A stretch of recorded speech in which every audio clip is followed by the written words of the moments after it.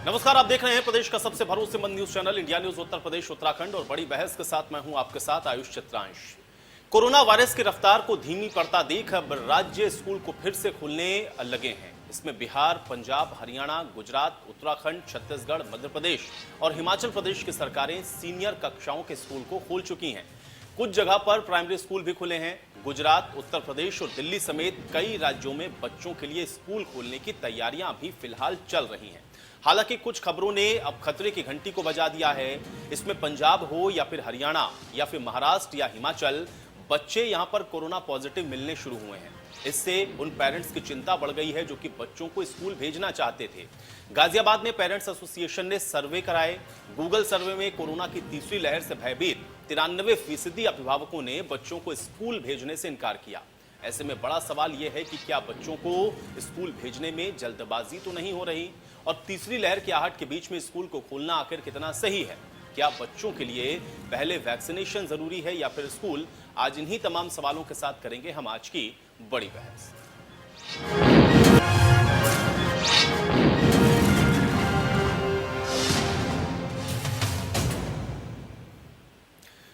तो आज की हम बड़ी बहस को आगे बढ़ाएं, उससे पहले आइए आपको अभिभावकों का क्या कुछ कहना है सुनवाते हैं। उत्तर प्रदेश सरकार ने जो निर्णय लिया है कि 16 अगस्त से उत्तर प्रदेश के सभी स्कूल खोले जाएंगे, उसी के लिए गाजियाबाद पेरेंट एसोसिएशन ने अभिभावकों की राय जानने के लिए गूगल फॉर्म के जरिए एक सर्वे कराया था। उस सर्वे में ये पाया गया है लगभग 90% से ऊपर पेरेंट्स अभी स्कूल खोलने के पक्ष में नहीं हैं, अपने बच्चों को स्कूल नहीं भेजना चाहते हैं। 93% पेरेंट्स ऐसे हैं जो बिना वैक्सीन लगे बच्चों को स्कूल नहीं भेजना चाहते हैं। और वैसे भी जब सारे ही प्रिंट मीडिया से, इलेक्ट्रॉनिक मीडिया से, देश के वरिष्ठ वैज्ञानिकों से, डॉक्टर्स से ये सब सुनने में आ रहा है कि कोरोना की तीसरी वेव जरूर आएगी और उसका इफेक्ट बच्चों पर ज़्यादा होगा, तो पता नहीं क्यों सरकार को स्कूल खोलने की जल्दी है। जब पिछले 17 महीने से कोरोना की वजह से स्कूल बंद हैं, तो क्या 2 महीने और इंतजार सरकार नहीं कर सकती? स्कूल बंद इसी वजह से तो किए गए थे कि कोरोना देश में था और बच्चों के लिए कोई वैक्सीन नहीं थी। और अभी भी स्थिति वही है, कोरोना देश में है और बच्चों के लिए कोई वैक्सीन नहीं है। और सारी ही मीडिया के थ्रू सारे ही डॉक्टर्स, सारे ही वरिष्ठ वैज्ञानिक इस बात की आशंका जता रहे हैं कि कोरोना की तीसरी लहर का इफेक्ट बच्चों के ऊपर होगा। और जिस जिस प्रदेश सरकार ने स्कूल खोले, वहाँ पर बच्चों के अंदर कोरोना के सिम्टम्स पाए गए।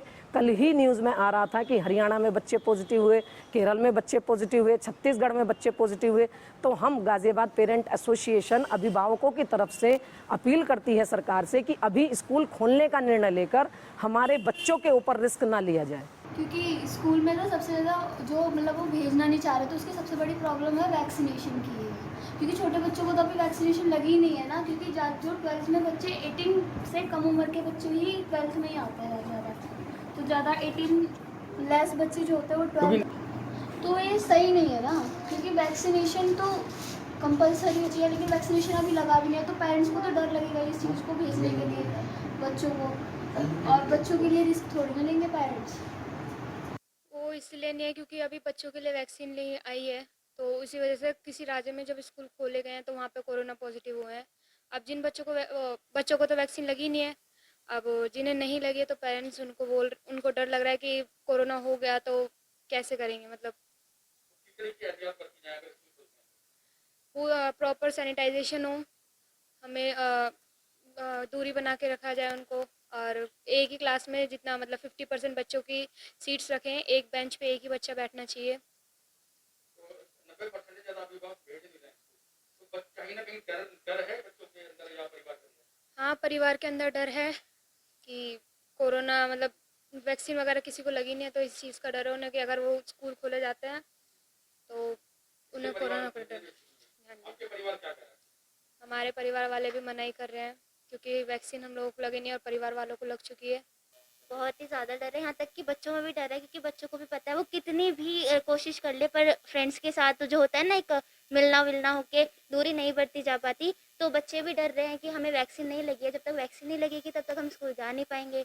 तो अगर स्कूल खोलते भी हैं तो फिर बच्चों को पूरी तरीके से नहीं बरत पाते, सेफ्टी सैनिटाइजर वगैरह कुछ भी कर ले, बच्चे एक दूसरे के संपर्क में आ ही जाते हैं और फिर उन्हें कोरोना के लक्षण हो जाते हैं। जैसे दूसरे शहरों में अगर स्कूल खुले भी थे तो कोरोना पॉजिटिव एक बच्चा होगा तो सारे हो जाएंगे। इस वजह से अभी कुछ सेफ्टीज के साथ स्कूल नहीं खोलना चाहिए जहाँ तक कि है। आपके परिवार का क्या कहना है?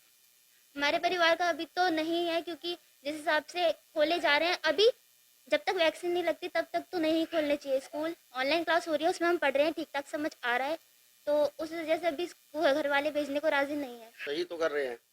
अब एक बात और, 90% जिम्मेदारी कौन लेगा? जिम्मेदारी कौन लेगा स्कूल की? अभी कुछ राज्यों ने स्कूल खोले और उसमें कितने बच्चे पॉजिटिव निकले हैं, कोरोना पॉजिटिव हुए हैं, ये भी देखा। सरकार जिम्मेदारी ले।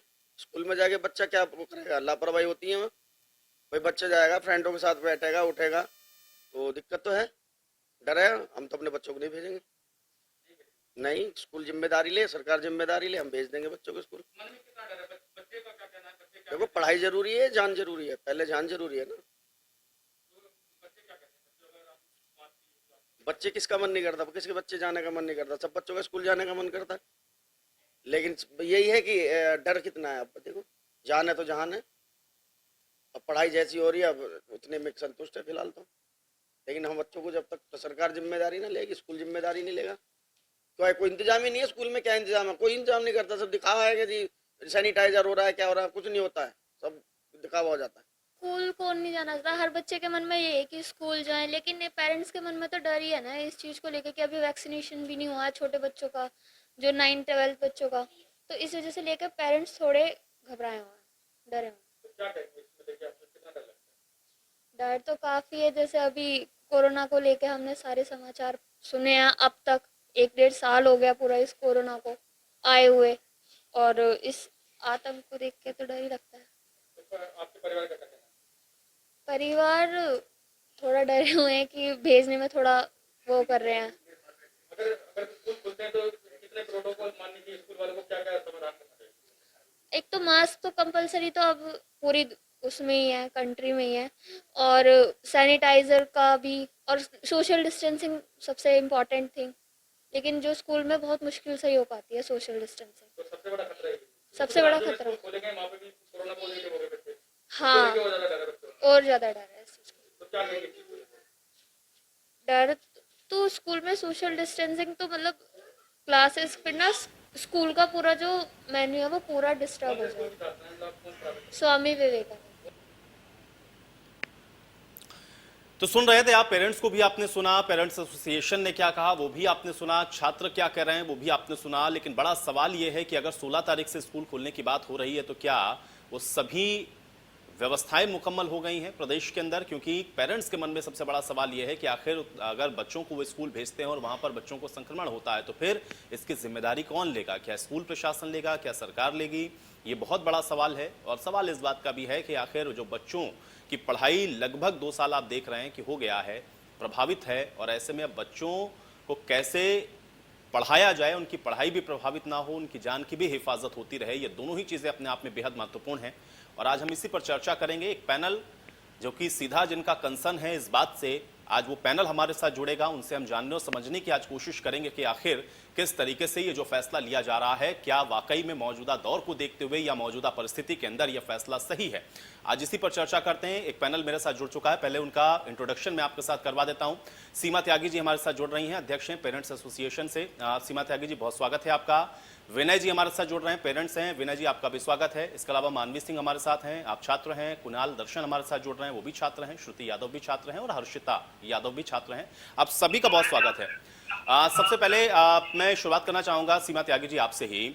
सीमा जी, क्योंकि हम लोग देख रहे हैं 16 तारीख से अभी डिसीजन लिया जा रहा है कि हम लोग स्कूल कॉलेजेस को खोलेंगे, यानी कि राज्य के स्तर पर यह फैसला है। लेकिन क्या इस वक्त की परिस्थिति को देखते हुए आपको लगता है कि यह डिसीजन सही है, या अगर गलत है तो फिर क्या होना चाहिए? थोड़ा ये भी मैं आपसे समझना चाहूंगा, फिलहाल की परिस्थिति को देखते हुए क्या होना चाहिए। सीमा जी, आपका रिएक्शन चाहूंगा मैं। चैनल अभी 6 बजे खाली है।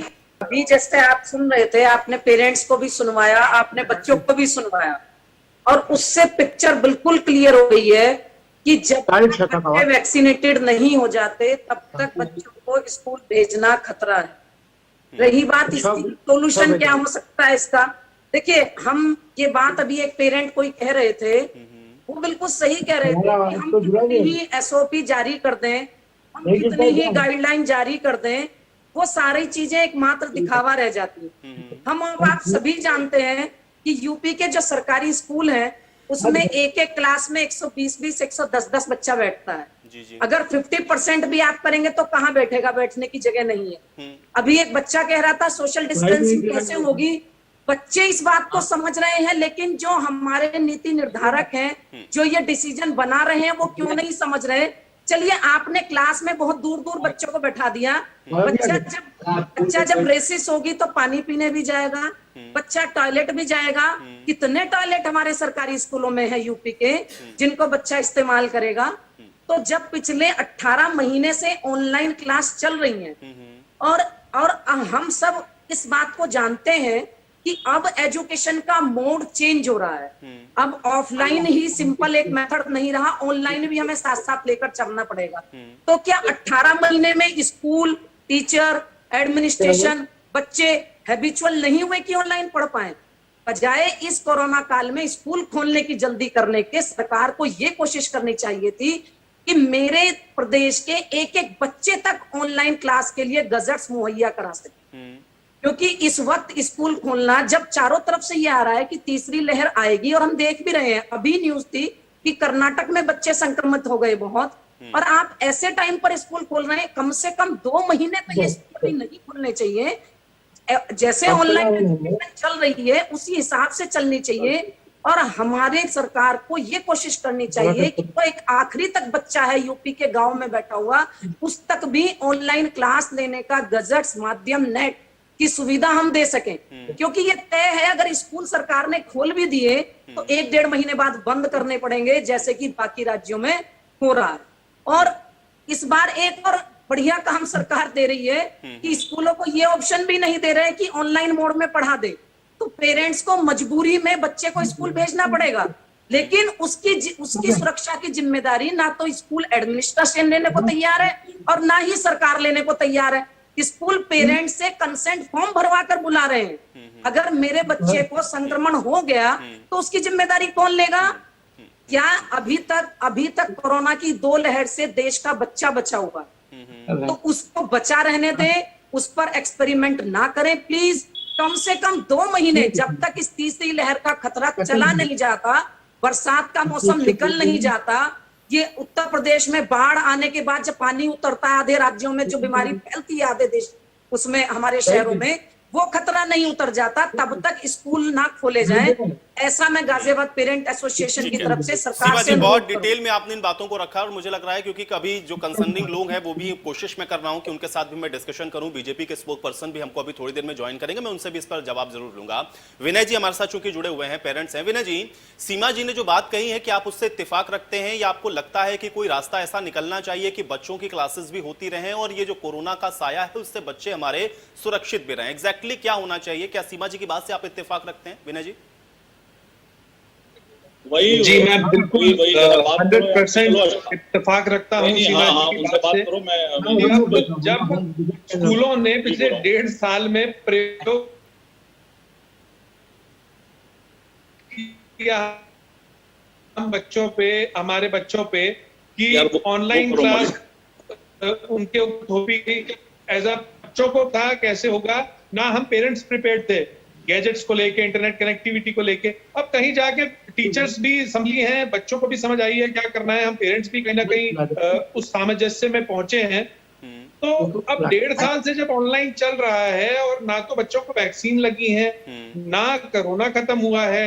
आप देखें बैंगलोर में स्कूल खुले, 300 बच्चे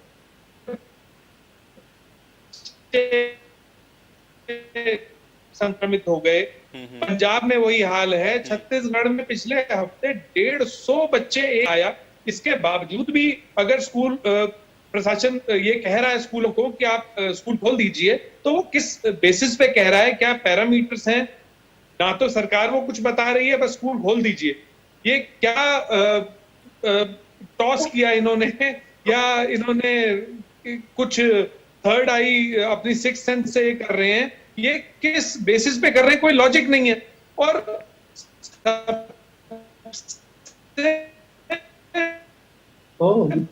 बड़ा सेटबैक मिलता है, जिम्मेदारी नहीं है अगर कुछ हो गया तो ये कैसा प्रशासन है और ये कैसे स्कूल हैं जो हमारे देश के भविष्य को खतरे में डालने को तैयार हैं? हमें तो इसमें कहीं ना कहीं ये लालच की बू आती है कि स्कूल खोल के निजी स्कूल चाहते हैं कि बस हम दबाव डालें और फीस अगर कोई नहीं दे पा रहा है उससे जबरन फीस वसूल लें। उसके बाद जब तीसरी लहर आएगी फिर ऑटोमेटिकली बंद तो होंगे स्कूल। ये मार्च में भी हुआ था। दूसरी लहर आने से पहले 15-20 दिन के लिए स्कूल खोल दिए गए थे। स्कूलों रिजल्ट्स रोके, बच्चों को परेशान किया, अभिभावकों को परेशान किया, फीस वसूली के लिए सभी हथकंडे अपनाए और उसके बाद दूसरी लहर आई, सभी स्कूल बंद। तो ये कहीं ना कहीं दुर्भावना से ग्रसित निर्णय लगता है ये हमें तो। और जो गाजियाबाद विनय जी, ठीक है विनय जी, आपने जो बात कही है पेरेंट्स होने के नाते मुझे लगता है कि आपके कंसर्न ठीक है, लेकिन अब इसको लेकर के सरकार क्या सोच रही है वो सरकार ही अपना पक्ष रखेगी। लेकिन हमारे साथ चूंकि बहुत सारे स्टूडेंट जुड़े हुए हैं, मैं एक एक करके उनका भी रिएक्शन लेता हूं। मानवी, अगर आप मुझे सुन पा रहे हो, सबसे पहले तो मुझे ये बताएं कि क्या ऑनलाइन क्लासेस में वाकई में किसी तरह के हर्डल्स आप लोगों को देखने को मिलते हैं, या ऑफलाइन क्लासेस में जिस तरीके से आप लोगों को एजुकेट किया जाता था वो ऑनलाइन क्लासेस में आप लोगों को नहीं हो पा रहा है? और स्कूल खोलने का फैसला आप इसको कैसे देखेंगे मानवी? क्या आपको लग रहा है कि अभी ये सही वक्त है स्कूल खोला जाए? जी, मैं ये तो मानूंगी कि ऑनलाइन क्लासेस में उतने अच्छे से पढ़ाई नहीं हो पाती है। जब हम टीचर के सामने बैठते हैं तो वो हमारे सामने रहते हैं तो हमें उनका डर रहता है कि अरे मैम देख रही हैं तो हम पढ़ें। या बच्चों का, नॉर्मल बच्चों का, हर किसी का यही सोचना होता है। अगर हम स्कूल में हैं तो हम ज़्यादा ध्यान देते हैं। घर पे क्या होता है, कभी कोई आ गया, घर पे कोई आ गया, हम ध्यान भी नहीं दे रहे हैं। पढ़ाई का बहुत लॉस हो रहा है ऑनलाइन में। तो मैं ये तो मानूंगी कि बहुत ज़्यादा लॉस है और ऑफलाइन मोड बहुत अच्छा है। मगर छोटे बच्चों का स्कूल तभी खुलना चाहिए जब वैक्सीनेशन हो जाए। जैसे मैं MBA कर रही हूँ, मैं वैक्सीनेटेड हूँ, मेरी दोनों डोज लग चुकी हैं, तो कॉलेजेस अवश्य खुलने चाहिए, ये मैं मानती हूँ। और कॉलेजेस खुल सकते हैं, मगर जब तक छोटे बच्चों 6th क्लास से 8th क्लास के बच्चे हैं जैसे, तो उनको या तो पहले वैक्सीनेशन कराई जाए, स्कूल में ही कैंप्स लगाए जाएं, उसके बाद खोलें, ये हो सकता है। श्रुति, आप भी अगर मुझे सुन पा रहे हो तो आपका भी मैं एक रिएक्शन चाहूंगा। आपको लग रहा है कि ये वक्त है श्रुति कि स्कूलों को खोलना चाहिए, और क्या दिक्कतें आती हैं अगर ऑनलाइन आप लोग पढ़ते हैं या फिर ऑफलाइन मोड को आप अच्छा मानते हैं? यस सर, स्कूल खोलना चाहिए बिकॉज सर ऑनलाइन क्लासेस में एंड ऑफलाइन क्लासेस में बहुत अंतर होता है। जैसे कि ऑनलाइन क्लासेस में आप क्लास कभी कभी मिस कर देते हो बिकॉज आपकी कोई फोन की प्रॉब्लम होती है या फिर नेटवर्क इश्यूज होता है। नेटवर्क इश्यूज होने की वजह से आप बहुत सी क्लासेस नहीं कर पाते हो, वो मिस हो जाते हैं। अगर आप ऑफलाइन में स्कूल जाते हो, रेगुलर स्कूल जाते हो, तो आपकी कोई भी क्लास मिस नहीं होती है। अगर आपकी क्लास मिस होती है तो वो आपके स्टडी पर बहुत ज्यादा फर्क पड़ता है। हर्षिता, आपको लगता है स्कूल खुलना चाहिए, और इसके अलावा ऑनलाइन क्लासेस या ऑफलाइन क्लासेस दोनों को आप कैसे देखते हो? यस, स्कूल खुलने चाहिए क्योंकि सर ऑफलाइन क्लासेस और ऑनलाइन क्लासेस में बहुत ज़्यादा डिफरेंस हो जाता है। सर ऑनलाइन क्लासेस में प्रॉब्लम आती है कि हम मतलब अगर किसी का कॉल आ जाए या फिर आपका नेटवर्क इशू हो जाए तो सर क्लासेस मिस हो जाती हैं। बट सर अगर ऑफलाइन क्लासेस होती हैं तो टीचर से हमारा इंटरेक्शन होता है और सर हम अपने डाउट क्लियर कर सकते हैं स्कूल में ही। चलिए, कुणाल भी हमारे साथ जुड़े हुए हैं। कुणाल, आपको क्या लगता है, क्या ये फैसला सही है 16 तारीख से स्कूल खोलने का, या इसके अलावा आपको ये भी लगता है कि ऑनलाइन क्लासेस में जो कि वो चीज नहीं हो पा रही है या वो रिजल्ट नहीं मिल पा रहा है जो एक्सपेक्टेड होता है, इसलिए इस फैसले को आप देखते हैं कि सही है या नहीं खोला जाना चाहिए स्कूल? आपका एक रिएक्शन चाहूंगा मैं इस पर। जी, थैंक यू फॉर एडिंग मी। मैं ये कहना चाहता हूँ कि जो भी सर्वे आया है मेरे हिसाब से वो मुझे सही नहीं लगता है, क्योंकि बच्चों को ऑफलाइन में ज़्यादा समझ में आएगा। ऑनलाइन में उनको काफ़ी प्रॉब्लम्स होती हैं, फेस करनी पड़ती हैं। एक तो नेटवर्क इशू की, अगर टीचर कुछ कहना चाह रहा है और पता चला बीच में उनकी बात कट गई तो बच्चा प्रॉपरली चीज़ें समझ ही नहीं पा रहा है। दूसरी चीज़ होती है एक एक्स्ट्रा करिकुलर एक्टिविटीज़ की जो स्कूल में ही हो सकती हैं। अगर बच्चा घर में ही बैठा रहेगा तो फिर वो कैसे अपनी पर्सनैलिटी डेवलपमेंट करेगा, जो कि बहुत ही इंपॉर्टेंट पॉइंट है फ्यूचर में। अगर आप किसी भी कंपनी को ज्वाइन करते हैं, आपका बच्चा ज्वाइन करना चाहता है, तो उसकी पर्सनालिटी डेवलपमेंट पे भी बात होती है। तो बच्चे को पढ़ाई से लेकर पर्सनालिटी डेवलपमेंट तक प्रॉपर चीज़ें सब प्रोवाइड स्कूल में ही हो सकती हैं। बस मैं यही कहना चाहूँगा कि स्कूल में प्रॉपर प्रिकॉशंस और गाइडलाइंस फॉलो करी जाएं जो गवर्नमेंट अनाउंस कर रही हैं। प्रॉपर सैनिटाइजेशन होना चाहिए, और सैनिटाइजेशन के साथ साथ बच्चों को प्रॉपर सोशल डिस्टेंसिंग मेंटेन करना चाहिए। वो लोग अगर प्रॉपरली मास्क पहनेंगे, सारी गाइडलाइंस फॉलो करेंगे, तो मेरे ख्याल से हम लोग थर्ड जो वेव आ रही है कोरोना की, उससे भी बचेंगे और बच्चों का फ्यूचर भी उससे इम्पैक्ट नहीं करेगा। क्योंकि बच्चे कह रहे हैं, जैसे मैंने पेरेंट्स की वीडियोस भी सुनी, तो उसमें कह रहे हैं जान है तो जान है, बट पढ़ाई तो होती ही रहेगी। पढ़ाई सर होती नहीं रहेगी, अगर एज निकल गई तो बच्चों का करियर उस पर दांव पे लग जाएगा। तो हम बच्चों के करियर के साथ नहीं खेलेंगे। अगर हमें कुछ भी प्रिकॉशंस लेने, गाइडलाइंस लेनी है, वो स्कूल्स ले और प्रॉपरली बच्चों को ऑफलाइन बुलाए, ताकि बच्चे प्रॉपरली सीख पाएं, अपनी पढ़ाई अच्छे से कंप्लीट कर पाएं। बिल्कुल ठीक है। अशोक पांडे जी अब हमारे साथ जुड़ चुके हैं, भारतीय जनता पार्टी के प्रवक्ता हैं। बहुत स्वागत है अशोक जी आपका इस चर्चा में। अशोक जी देखिए, एक एक करके आपने सबकी बात सुनी होगी, पेरेंट्स क्या कह रहे हैं, पेरेंट्स एसोसिएशन क्या कह रहा है, इतने सारे स्टूडेंट आज हमारे साथ जुड़े हुए हैं, सबने अपनी अपनी बात को यहाँ पर रखा है।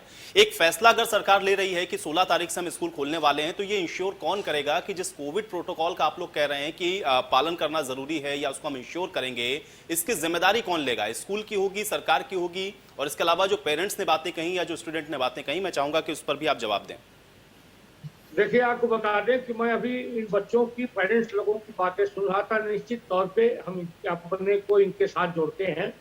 मेरा ये मानना है कि ऑनलाइन पढ़ाई जो हो रही है, निश्चित तौर पे बच्चा सामाजिकता से दूर होता जा रहा है, उसकी बॉडी डेवलपमेंट नहीं हो पा रही है। स्कूल का एक मतलब होता था, मर्यादा पुरुषोत्तम भगवान श्री राम भी जब पढ़ाई करने आए थे तो विद्यालय में उनका एडमिशन कराया गया था और गुरु के यहाँ ही विद्यालय में रह के पढ़ते थे।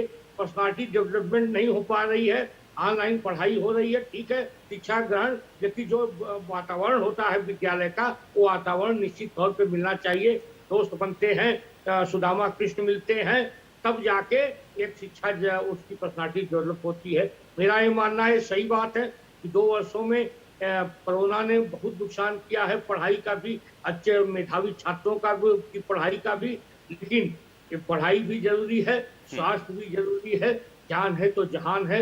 मेरा ये मानना है कि अगर विद्यालय खुल रहे हैं तो पूरा कोरोना प्रोटोकॉल के अनुपालन के साथ उसका अगर कोई अनुपालन विद्यालय नहीं करेगा तो उसके खिलाफ कठोर से कठोर कार्रवाई की जाएगी, क्योंकि शिक्षा भी जरूरी है, जान भी जहान है, जरूरी है तो जान नहीं है। अशोक जी, लेकिन मुझे ये बताइए ना कि ये इंश्योर करेंगे कैसे आप? क्योंकि अभी जिन स्टेट ने खोले, जिन स्टेट ने अपने यहाँ पे स्कूल को ओपन किया, वहां पर बहुत भारी संख्या में हम लोगों ने देखा कि जो स्टूडेंट हैं वो कोविड की चपेट में आ गए। अब आप कार्रवाई तो करेंगे अगर वहां पे चपेट में आते हैं बच्चे, लेकिन उनको इंश्योर करें ना कि वो सुरक्षित रहें। तब अगर आपके पास इस तरीके की फैसिलिटीज अवेलेबल हैं, तब आप इस डिसीजन पर जाएं। पेरेंट का कंसर्न आप समझिए, क्योंकि वो ये कह रहे हैं कि बच्चा अगर उनका कोविड से संक्रमित हो गया तो उसके बाद आप कार्रवाई भी करेंगे तो उस बच्चे का तो जो जिंदगी है वो कहीं ना कहीं खतरे में आ गई ना। आप इसको कैसे इंश्योर करेंगे? क्या वो व्यवस्थाएं हैं स्कूलों के अंदर? कोविड से बचने का जो प्रोटोकॉल है उसका कठोरता से अनुपालन, मास्क जरूरी है, सैनिटाइजर जरूरी है और 2 गज दूरी जरूरी है। इसका पूरा अनुपालन करते हुए कोरोना संक्रमण से बचाव के जो भी नियम कायदे हैं सबको लगाते हुए तब स्कूल खोलने की बात होगी। चलिए, विनय जी कुछ सवाल पूछना चाह रहे हैं आपसे। विनय जी। जी, मैं अशोक जी की बात को ही आगे बढ़ाते हुए कहना चाह रहा हूं कि श्री राम और श्री कृष्ण का उदाहरण दिया अशोक जी ने। बहुत अच्छी बात है कि वो लोग भी गुरु के सानिध्य में पढ़े, पर गुरुकुल चले गए थे तो क्योंकि वो हर दिन पढ़ के वापस राज दरबार में नहीं आते थे, तो कहीं ना कहीं वो सेफ थे, क्वारंटाइंड थे अपने गुरु के साथ। अब यहाँ प्रॉब्लम यह है कि बच्चा रोज घर से स्कूल जाता है बस में, बस से फिर वापस आता है या जैसे भी जाता है, उसके अलावा वो आपस में भी बच्चे एक दूसरे से इंटरेक्शन करते हैं और फिर घर जाते हैं। जिन माता पिता के पास वो भी रोज दफ्तर जा रहे हैं, वो भी कहीं ना कहीं एक्सपोज हैं संक्रमण से। तो इसको कैसे इंश्योर किया जाएगा कि हमारे बच्चे संक्रमण से बचे रहेंगे? श्री राम और श्री कृष्ण का उदाहरण देना तो बहुत अच्छी बात है, पर क्या वही एग्जैक्ट सिचुएशन आज के स्कूल क्रिएट कर पाएंगे कि बच्चों को हम सेफली भेज पाएं? और दूसरा, ये जो फॉर्म भरवाया जाता है कंसेंट फॉर्म, इसमें जिम्मेदारी हमारी है। अगर कुछ हो गया बच्चे को, ना स्कूल ना प्रशासन जिम्मेदार होगा। इस कंसेंट फॉर्म की तलवार को कैसे हटाएगा प्रशासन या स्कूल, जिससे कि हम भी कंफर्टेबल हो पाए और सोच पाए? अभी तो माइंडसेट ही हमारा। नहीं, ठीक है विनय जी, देखिए आपका कंसर्न अपनी जगह बिल्कुल जायज है, लेकिन सवाल इस बात का भी है ना कि बच्चों की पढ़ाई और बच्चों की सेहत दोनों को बैलेंस करके कैसे चला जाए, इसका रास्ता तो सरकार को निकालना ही पड़ेगा। अशोक जी, जवाब दें इस बात का। पेरेंट का कंसर्न तो आप एक फॉर्म पे सिग्नेचर करवा करके ले रहे हैं, लेकिन अगर कुछ बच्चे को हो रहा है तो फिर उसकी जिम्मेदारी किसके ऊपर डालेंगे, ये सवाल है पेरेंट्स का। देखिए, मेरा ये मानना है कि देखिए आज काम हो रहा है, लोग उसका अनुपालन करते हुए काम कर रहे हैं। हर आदमी ठेला वाले से लेके, खुमचा वाले से लेके और व्यवसाय से लेके नौकरी करने वाले नौकरी कर रहे हैं, लेकिन कोरोना अनुपालन के साथ। मेरा ये मानना है कि निश्चित तौर पे जिसे भाई साहब ने कहा, ये सही कहा कि वो दफ्तर उसके पेरेंट्स जा रहे हैं तो भी उसके अनुपालन के साथ रहें। निश्चित तौर पे अगर कोरोना प्रोटोकॉल का अनुपालन होगा तो निश्चित तौर पे कोरोना से हम निजात पाएंगे, इसमें कोई दो राय नहीं है। और रही इंश्योर करने की बात, तो इंश्योर तो यही होगा कि हम सारा कोरोना का प्रोटोकॉल है उसका कठोरता से अगर पालन करेंगे तो निश्चित तौर पे हमारा बच्चा या हमारे घर के लोग कोरोना से नहीं। अशोक जी, देखिए ये कहने को तो है कि हमको कोविड प्रोटोकॉल का पालन करना चाहिए, लेकिन हम लोग भी दिन भर और न जाने कितनी ग्राउंड रिपोर्ट्स हम लोग दिखाते हैं कि लोग एक तो मास्क नहीं लगाते हैं, सोशल डिस्टेंसिंग का पालन नहीं करते हैं। जैसे हम लोग देख रहे हैं कि अनलॉक की ओर बढ़े, हर चीज लोग भूलते हुए चले जाते हैं। और फिर वो बच्चे अगर जा रहे हैं स्कूल के अंदर तो वहां पर कैसे 24 घंटे या 12 घंटे या 8 घंटे आप कैसे उसको फॉलो करवा पाएंगे, ये बहुत बड़ा सवाल है। मैं इस पर कुछ और चर्चा भी करूंगा। फिलहाल मुझे ब्रेक के लिए कहा जा रहा है, एक छोटे से ब्रेक के लिए यहां पर रुकते हैं। ब्रेक के बाद इस चर्चा को यहीं से आगे बढ़ाएंगे।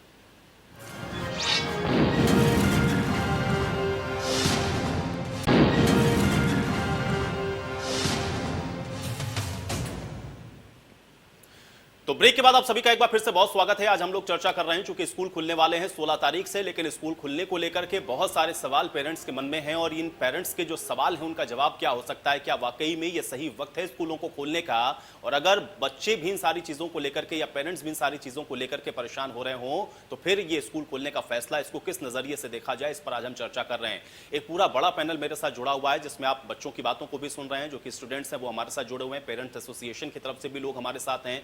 जो बात यहां से कही जा रही है दरअसल उसको किस तरीके से देखा जाए और उसका समाधान सरकार के पास क्या है, आज इस पर ही लगातार चर्चा जारी है। एक बार फिर से वापस लौटते हैं चर्चा में। सीमा जी, मैं आपके पास आता हूं क्योंकि जो बात अभी अशोक जी यहां पर कह रहे थे, क्या आपको लग रहा है कि वाकई में वो जो इंश्योर करने की बात या वो जो जिम्मेदारी तय करने की बात कही जा रही है सरकार की तरफ से, अगर ऐसा होता है तो फिर स्कूलों को खोलने की दिशा में आगे बढ़ा जा सकता है, या इसको लेकर के भी आपका एतराज है? सीमा जी।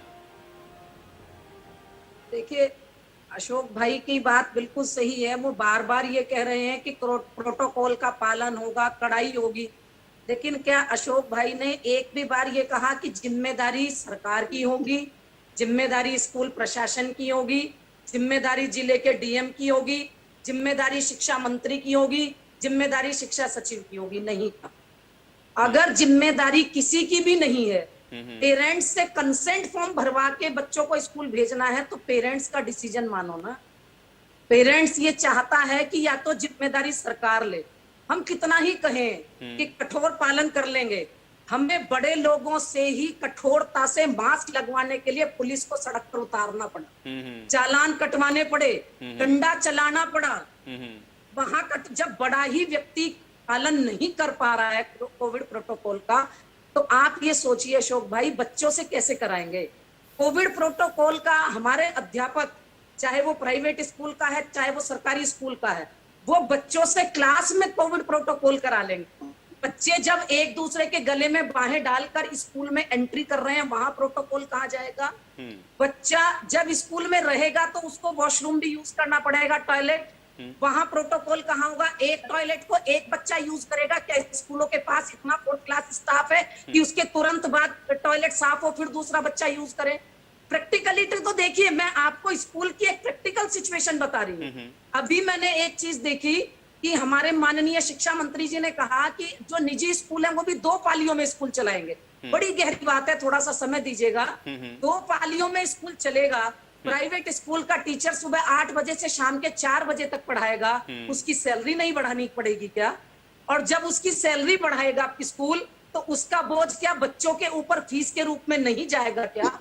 अभिभावक जो ऑलरेडी कोविड की मार से पहले ही मरा हुआ है, वो कहां से देगा उस प्राइवेट स्कूल की बढ़ी हुई फीस? दूसरी बात, अशोक भाई कह रहे थे कि कड़ाई से पालन कराएंगे। आपने पूछा कि बेंगलोर में, कर्नाटक में जो बच्चे संक्रमित हुए, आपने उनके ऊपर एक्शन ले लिया, बहुत अच्छी बात है, आपने एक्शन ले लिया, लेकिन जिसका बच्चा हाथ से निकल गया उसका क्या करोगे आप? क्या उसे मुआवजा देके संतुष्ट कर दोगे?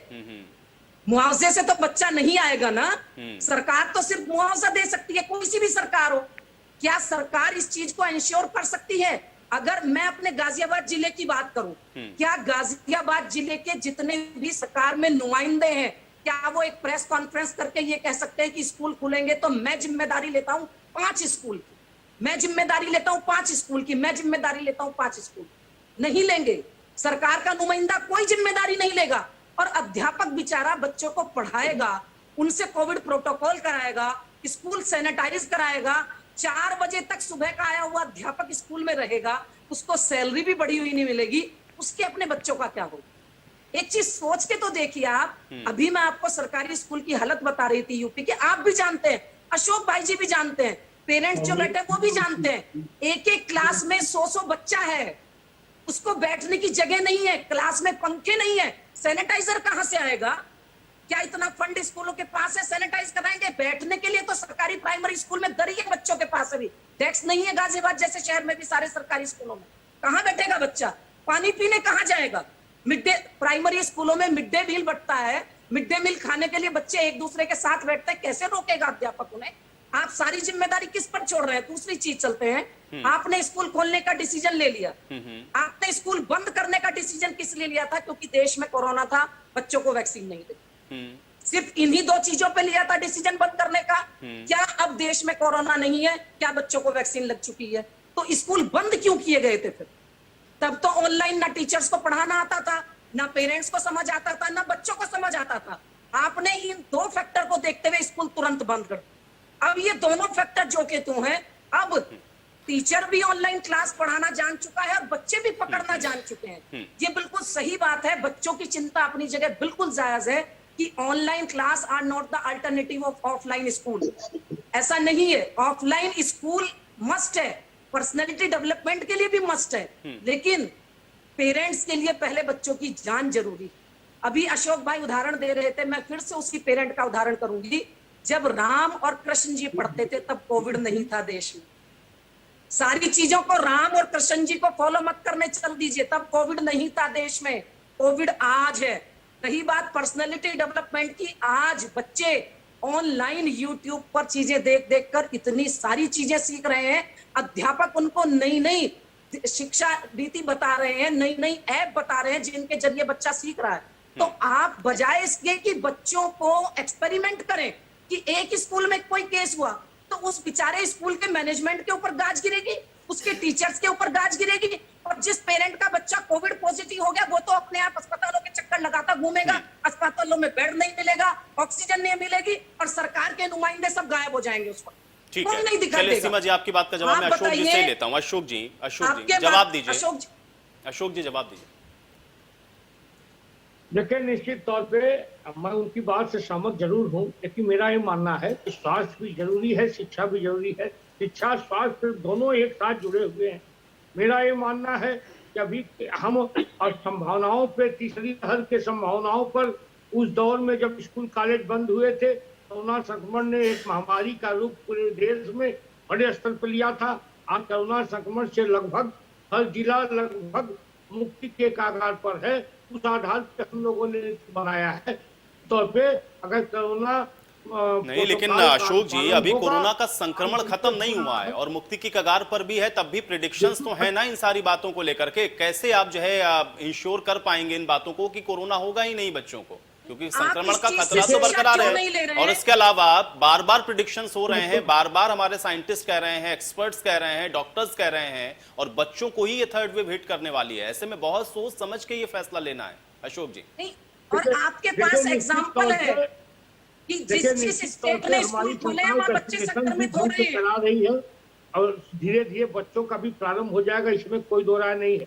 मेरा ये मानना है कि इसके बचाव का यही रास्ता है ना, 2 गज दूरी बनाना, मास्क लगाना और एक साथ दूरी बना के रहना, यही न है कोरोना संक्रमण से मुक्ति का। अगर इसका ईमानदारी से पालन हो, अशोक भाई हो तो निश्चित तौर पे बचा तो जा ही सकता है। अगर ईमानदारी से अनुपालन हो तो निश्चित तौर पर कोरोना से बचा जा सकता है, इसमें कोई दो राय नहीं है। अभी पालन हो रहा था तो वो कम हो गया, कोरोना खत्म की कगार पर आ गया। अशोक भाई चलिए मानवी आप मुझे बताएं कि क्या ये इंश्योर हो सकता है? आपको लगता है कि बच्चे कोविड अप्रोप्रिएट बिहेवियर का पालन कर पाएंगे, खासतौर से छोटे बच्चों के रिगार्डिंग अगर मैं इसको समझना चाहूं? सर आई थिंक अगर स्कूल में रूल्स बना दिए जाएं और टीचर हर बात मतलब टीचर सबसे पहले रूल्स बनाए और स्ट्रिक्ट रहें कि उन लोगों को अलग अलग बैठना है, बच्चों को अकेले ना छोड़े। जैसे लंच टाइम में पहले होता था कि लोग फील्ड पे जाते थे, वो करते थे, वो क्लास में ही करें, टीचर के सामने करें, तो ये हो सकता है। वॉशरूम जाने के लिए एक एक टीचर बच्चे के साथ जाएगा। अशोक भाई एक चीज बताइए, आप जिस एरिया में रहते हैं, आप बताइए, आप एक स्कूल की जिम्मेदारी लेंगे पूरी? रटी रटाई बातें मत कीजिए। कोविड के प्रोटोकॉल सब जानते हैं, एंकर जो है वो भी जानते हैं, बच्चे भी जानते हैं, पेरेंट्स भी जानता है। आप सरकार की नुमाइंदगी कर रहे हैं, आप अपने एरिया के एक स्कूल की जिम्मेदारी लेने को तैयार है कि मेरे एरिया का स्कूल खोल दिया जाए और मैं जिम्मेदारी लेता हूं कि वहां प्रोटोकॉल का पालन करवाऊंगा, सारे कोविड के नियमों का पालन करवाऊंगा, और अगर एक भी पेरेंट का बच्चा कोरोना संक्रमित हुआ तो मैं जिम्मेदार हूंगा। अशोक जी से आके उसकी जवाबदेही मांगी जाए। हम जो यहाँ बात कर रहे हैं वो बात कर रहे हैं, जवाबदेही किसकी होगी? जवाबदेही कौन करेगा? जवाबदेही कौन होगा? क्या शिक्षा मंत्री होंगे? ठीक है, अशोक जी जवाब देते हैं। अशोक जी समाज में ये बताइए, आज कोरोना धीरे धीरे कोरोना संक्रमण कम हुआ है तो फिर सब चीजें नॉर्मल होने लगी है ना, लोग दफ्तर जाने लगे, अशोक जी ट्रेन बसों में जाने लगे है ना। आप भी अपना काम करिए। एक बात ये सुनिए, आपने कर्नाटक की न्यूज सुनी? अशोक जी आपने कर्नाटक की न्यूज सुनी? आपने कर्नाटक की न्यूज सुनी? स्कूल खुलते ही 400 बच्चा संक्रमित हुआ। बात ये नहीं है सब नॉर्मल हो गया, कोरोना जा रहा है, बिल्कुल जा रहा है, पेरेंट्स भी चाहता है, बच्चा भी चाहता है स्कूल जाना, लेकिन जिन स्टेट में स्कूल खुले वहां कोरोना संक्रमण के खबरें आ रही हैं। या तो कह दीजिए खबर झूठ है, या आप उससे ये शिक्षा लीजिए कि स्कूल खुलने के बावजूद भी उन स्टेट्स में स्कूलों में इम्पॉसिबल है कोरोना की गाइडलाइन को फॉलो कराना। और इसका मतलब जब 4 स्टेट में स्कूल खुले और वहां बच्चे संक्रमित हुए तो फिर हमारे स्कूलों की व्यवस्था ऐसी नहीं है कि बच्चों से प्रोटोकॉल। चलिए अशोक जी इसका जवाब जरूर देंगे, लेकिन श्रुति से भी मैं एक सवाल लेता हूं। श्रुति, पेरेंट्स घर में किस बात को लेकर के सबसे ज्यादा कंसर्न है? क्योंकि आपने ये कहा कि ऑनलाइन में हम वो पढ़ाई कर नहीं पा रहे हैं जो हमको ऑफलाइन में होती है, लेकिन आपके पेरेंट्स इसको लेकर के क्या सोचते हैं और क्या वो भी इस बात से इत्तेफाक रखते हैं कि अभी आप लोगों को स्कूल नहीं जाना चाहिए? सर मेरे पेरेंट्स का तो ये कहना है कि अभी जाना चाहिए, क्योंकि इस बार हमारा बोर्ड है, बोर्ड वालों को ज्यादा डिस्टर्ब होती है स्टडीज से इतनी इस पैंडेमिक में। सर मेरे ख्याल से स्कूल में ज्यादा स्ट्रिक्टनेस रखेंगे बच्चों पर तो सही रहेगा स्कूल में। लेकिन श्रुति, आप तो स्कूल जाते हैं, आप मुझे बताएं कि वहां पर आपको लगता है किस तरीके से कोविड अप्रोप्रिएट बिहेवियर का पालन आप लोग कर पाएंगे? क्योंकि घर से लेकर स्कूल तक जाना, स्कूल के अंदर का माहौल, क्लासरूम में तो चलिए एक बार माना जा सकता है, लेकिन उसके बाद और जब मिलते हैं आप लोग अपने दोस्तों के साथ, अपने फ्रेंड्स के साथ, कैसे इंश्योर होगा? श्रुति, आपको लगता है किस तरीके से हो सकता है? सर इसके लिए टीचर्स को बहुत स्ट्रिक्ट होना पड़ेगा। स्कूल की तरफ से तो पूरी वो सब रहेगा, सैनिटाइजिंग एंड वो सब, बट सर कुछ बच्चे हैं जो मिसबिहेविंग करते हैं, उनको टीचर को कॉन्सेंट्रेट बहुत करना पड़ेगा उन बच्चों पर। और बेटा जब टीचर स्ट्रिक्ट होगा और अगर किसी बच्चे को कुछ हो गया तो वो बेचारा टीचर फांसी पर लटक जाएगा। टीचर तो स्ट्रिक्ट हो ही नहीं सकता बेटा। टीचर कैसे बच्चों के साथ स्ट्रिक्ट होगा? टीचर तो हो ही नहीं सकता स्ट्रिक्ट। आजकल तो मुझे लगता है ही नहीं है। डिस्टेंसिंग का अगर हम चलिए सीमा जी एक सवाल मेरा आपसे ये भी है कि आप मुझे बताएं कि रास्ता बीच का क्या होना चाहिए, क्योंकि बच्चों की पढ़ाई प्रभावित तो हो रही है ना, ये बात तो आपने भी कही, फिर क्या होना चाहिए एग्जैक्टली? सरकार को क्या करना चाहिए? क्योंकि लोगों के राय के आधार पर ही कोई डिसीजन लिया जा रहा है। मुझे ये बताएं कि क्या करना चाहिए, क्योंकि बच्चों की पढ़ाई तो प्रभावित हुई है ना, यहाँ स्टूडेंट भी यही बात कह रहे हैं। बिल्कुल मैं आपको बता दूं, मैं भी एक टीचर हूँ, शिक्षक हूँ, और मैं भी इस बात को मानती हूँ और मुझे पता है कि इस कोविड काल ने जो सबसे ज्यादा नुकसान किया है वो एजुकेशन का किया, बच्चों की पर्सनैलिटी का नुकसान किया है, बच्चों के फ्यूचर का नुकसान किया है। लेकिन वो हो क्यों रहा है? क्योंकि हमारी सरकारों की प्राथमिकता शिक्षा और स्वास्थ्य कभी नहीं रही। हम पिछले 2 साल से स्कूल बंद है लगभग, लेकिन क्या हमें जो तैयारी करनी चाहिए थी स्कूल खोलने की हमने नहीं की। अभी भी होना ये चाहिए। अगर अशोक भाई मुझे एश्योर कर दें बिना बुरा माने, क्या यूपी गवर्नमेंट का एक एक शिक्षक 100% वैक्सीनेटेड हो चुका है? नहीं। क्या यूपी गवर्नमेंट के स्कूलों का स्टाफ वैक्सीनेटेड हो चुका है? नहीं। बच्चों की बात तो छोड़ दीजिए, अभी तो आप 100% टीचिंग स्टाफ को ही वैक्सीनेटेड नहीं कर पाए, तो जब आपका टीचिंग स्टाफ वैक्सीनेटेड नहीं चलिए है, कुणाल, आप क्या बच्चों सोचते पर हैं? एक क्यों रिएक्शन ले कुणाल का भी मैं लेता हूं। कुणाल, बिल्कुल, रास्ता बिल्कुल, क्या होना बिल्कुल। चाहिए? कुणाल, आप कुछ बता सकते हैं? कुछ कोई सजेशन दे सकते हैं क्या? क्योंकि आरोप लगाने से तो नहीं होगा केवल। सजेशन से पहले मैं यही बोलना चाहूंगा कि बदलाव हमसे ही आता है। हम हर चीज अगर सरकार पे कह दें कि सरकार को ये करना चाहिए, क्या मॉल्स नहीं खुले हैं? क्या काम लोग नहीं कर रहे हैं? सब कर रहे हैं। क्या बड़े लोग इतनी चिंता बच्चों की कर रहे हैं, क्या वो खुद की नहीं चिंता कर रहे हैं?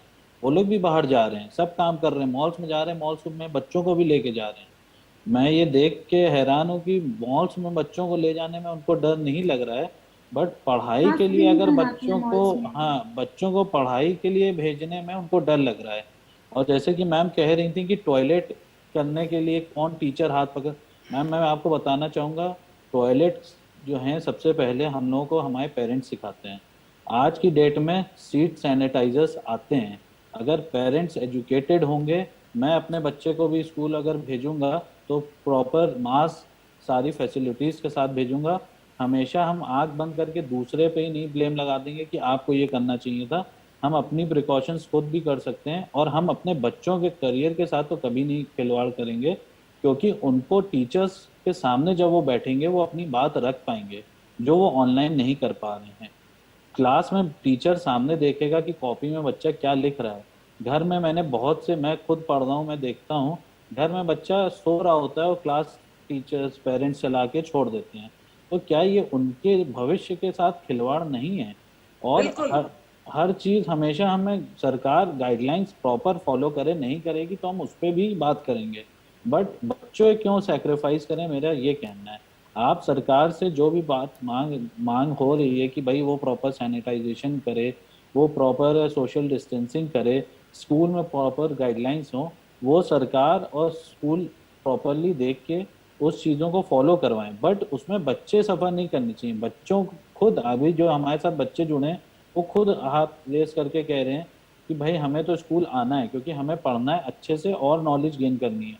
क्या हम सारी बुक्स प्रोवाइड करवा देते हैं घर में? नहीं, हमारे पास लाइब्रेरी होती है स्कूल में, हम वहाँ जाके प्रॉपर और अच्छी शिक्षा ले सकते हैं और सब्जेक्ट्स की।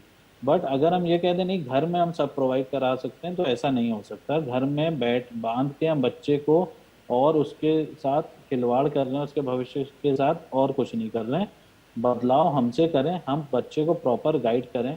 टीचर ही क्यों, टीचर सख्ती करे, हम मानते हैं टीचर गाइड करे, बट हम भी तो उनके एक तरीके से टीचर ही हैं, गुरु हम भी हैं। अगर हम बच्चे को गाइड करेंगे कि बेटा मास्क पहन के जाना, डबल लेयर करके जाओ, अगर 3 लेयर मास्क है तो डबल लेयरिंग वाला पहनो, सैनिटाइजर प्रॉपर यूज करो, किसी से हाथ ना मिलाओ। क्या कोविड जब शुरू हुआ था, पहली वेव आई थी, सेकेंड वेव आई थी, क्या हमने अपने बच्चों को ये गाइड करके घर में नहीं उनको रोका कि बच्चे बाहर जाओगे खेलोगे तो ये वायरस हो जाएगा? क्या बच्चों ने हमारी बात नहीं मानी? सबने मानी, और सब आज की डेट में सब अच्छे से कर रहे हैं, सब जो है सेफली हैं। कुछ जो केसेस बढ़ रहे हैं वो ये भी बढ़ रहे हैं कि पेरेंट्स बाहर जा रहे हैं और घर आ रहे हैं, उनकी वजह से बच्चे इन्फेक्ट हो रहे हैं। हर्षिता, क्या आपको भी यही लगता है कि लोगों को अपनी जिम्मेदारी समझना चाहिए, और खासतौर से ये हमसे ही शुरू होगा? कुणाल जी की एक बात का जवाब दे दूं मैं आऊंगा एक एक करके, थोड़ा स्टूडेंट के रिएक्शन मैं ले लेता हूँ। एक मिनट मैं आता हूँ मैम। देखिए, कुणाल की ने जो बात कही है ये भी स्टूडेंट की बात है, मैं आपके पास आऊंगा। Harshita yes sir. हर्षिता, आपको लगता है कि अगर हम लोग अपनी जिम्मेदारी को समझने लगे तो फिर भी ये हो सकता है कि स्कूलों और या कॉलेजेस को खोला जा सकता है? यस सर, अगर हम लोग प्रॉपर गाइडलाइन को फॉलो करेंगे तो सर हम लोग मतलब स्कूल खोले जा सकते हैं। श्रुति, क्या आप भी इस बात से इत्तेफाक रखते हैं? Yes sir. कैसे रखेंगे, मुझे ये बताएं कि क्या आपको लगता है कि आपके जो फ्रेंड्स हैं या आपका स्कूल के अंदर वो स्टाफ या आप जिन लोगों के साथ मिलते हैं वो सब कोविड प्रोटोकॉल का पालन कर रहे हैं? कैसे कर पाएंगे? यस सर, इससे पहले भी एक बार स्कूल खुल चुके, सो मैं बता सकती हूँ कि हमारे क्लास में सारे बच्चे जितने भी रूल्स होंगे उनको फॉलो करेंगे। तो क्लास में बेंच का सोशल डिस्टेंस पूरा बना रहेगा बच्चे का, और सबको खुद का मटेरियल लाना है, तो ये हो नहीं सकता कि मतलब कि टीचर्स आपको आपके फ्रेंड के पास जाने ही नहीं देगी। इसीलिए कहा गया है सारे मटेरियल्स आपको लाने, वाटर बॉटल लाने हैं, इसीलिए। मानवी, आपको भी लगता है कि इसी तरीके से हमको कोई बीच का रास्ता निकालना होगा? लोग अपनी जिम्मेदारी को अगर समझें या पेरेंट्स भी कंसर्न हो जाएं इस बात को लेकर, तो स्कूल खोलने का फैसला लिया जा सकता है? जी सर, लिया जा सकता है। और सर एक और सजेशन है, जैसे मैम कह रही थी वॉशरूम का जो सबसे बड़ा इशू था, कि वो सही जेन्युइन इशू भी है, बट सर जैसे स्कूल्स, जैसे हम लोग मॉल जाते हैं, क्या वहाँ वॉशरूम नहीं यूज़ करते हैं? वहाँ पे एक अटेंडी रहता है, जो कोई भी जाता है वॉशरूम, वो उसके बाद क्लीनलीनेस होती है। तो ये स्कूल रिस्पॉन्सिबिलिटी ले कि हम कोई एक प्यून या किसी को भी रखेंगे जो वॉशरूम्स की क्लीनिंग करेगा, और उनको अच्छे से करना पड़ेगा। और ये चीज प्रिंसिपल या टीचर्स देखें कि ये सब गाइडलाइंस फॉलो हो रही हैं। अगर नहीं होती हैं तो बच्चे कंप्लेन करेंगे, तब फिर आगे कोई एक्शन लिया जाएगा। मगर ये कहना कि ऐसे कैसे होगा और इसीलिए स्कूल नहीं खुलना चाहिए, मुझे लगता है वो गलत है। ठीक है मानवी, ये सवाल मैं आपसे हालांकि पूछ चुका हूं, लेकिन मैं फिर से पूछता हूं आपसे सवाल कि क्या ऑनलाइन और होना चाहिए क्लासेस या ऑफलाइन होना चाहिए? आपकी राय क्या है इस पर? सर ऑफलाइन होना चाहिए, मेरा मेन यही है, क्योंकि मैं खुद पढ़ रही हूँ, मुझे खुद दिक्कत आ रही है। क्यों? क्योंकि मेरे पास बुक्स नहीं अवेलेबल होती हैं। मेरे को अगर टीचर से कुछ पूछना है, कभी उनकी कुछ टेक्निकल इशू है, कभी मेरे में कुछ टेक्निकल प्रॉब्लम आ गई, वाईफाई नहीं चल रहा है, लाइट चली गई, तो उससे बच्चे का ही नुकसान हो रहा है। और सामने स्कूल में आप कर सकते हो वो चीज़, तो ये ऑफलाइन तो होना चाहिए। श्रुति, आपको क्या लगता है, ऑनलाइन होना चाहिए ऑफलाइन होना चाहिए? आपसे भी मैं ये सवाल पूछ चुका हूं, लेकिन एक बार फिर से मैं आपसे जानना चाहता हूं कि मुझे बताएं कि ऑनलाइन हो कि ऑफलाइन हो। सर पढ़ाई ऑफलाइन होना चाहिए, बिकॉज सर ऑनलाइन से मुझे लगता है कि बच्चों का बहुत लॉस्ट होता है, क्योंकि नेटवर्क इश्यूज की वजह से।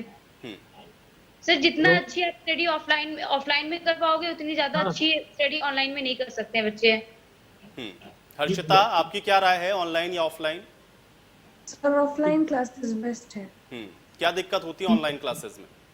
सर ऑनलाइन वही सबसे ज्यादा तो नेटवर्क इश्यू होता है कि अगर हमें कोई क्वेरी करनी है सर, या फिर हमारे यहाँ कोई टीचर के यहाँ कोई नेटवर्क प्रॉब्लम हो गया, या फिर सब बीच में कोई इम्पोर्टेंट टॉपिक चल रहा है हमारा, तो सर अगर बीच में कोई नेटवर्क इश्यू हुआ तो वो चीज़ हमारी मिस हो जाती है। और सर ऑफलाइन क्लासेस में ऐसा प्रॉब्लम नहीं होता है। ठीक है कुणाल, ऑनलाइन या ऑफलाइन का में से क्या ऑप्शन होना चाहिए फिलहाल? मेरे ख्याल से ऑफलाइन ऑप्शन होना चाहिए विद प्रॉपर गाइडलाइंस। तो यही आंसर है कि और बच्चे प्रॉपर गाइडलाइंस फॉलो करें, पेरेंट्स उनको बताएं कि कैसे क्या करना है, और टीचर्स उस पर ध्यान रखें। और अगर कोई भी कंप्लेन होती तो पेरेंट्स जाके या टीचर्स को बोल सकते हैं, प्रिंसिपल्स को बोल सकते हैं, और उसके ऊपर हायर अथॉरिटीज़ को भी बोला जा सकता है। बट बच्चों को रिस्ट्रिक्ट ना करें पढ़ने से, क्योंकि ऑनलाइन में वो नहीं उतने अच्छे से ग्रो कर पा रहे हैं जितना वो ऑफलाइन में ग्रो कर सकते हैं। तो ये एक राय है मेरी। विनय जी, अब आपने इन बातों को सुन लिया, चूंकि यहाँ पर जो स्टूडेंट है वो इस बात को कह रहे हैं, और लगभग सभी स्टूडेंट ने कहा कि ऑफलाइन क्लासेस ही ऑप्शन है, ऑनलाइन में वो चीज नहीं हो पा रही है जो उनको चाहिए। अब आप इसको कैसे देखेंगे? देखिए, बिल्कुल जो आइडियल स्टेट है वो तो ऑफलाइन ही है, और उसी के हमने अपने बच्चों क्लास के लिए तो हमने भी नहीं कराया। जोड़ के निवेदन है कि बच्चों की वैक्सीन के लिए जल्दी से जल्दी कुछ कार्य करें, और जब तक वो नहीं आ रही और ऑफलाइन स्कूल बच्चे जो जाना चाहते हैं, तो जो कंसेंट फॉर्म है उसकी प्रारूप बदल के जिम्मेदारी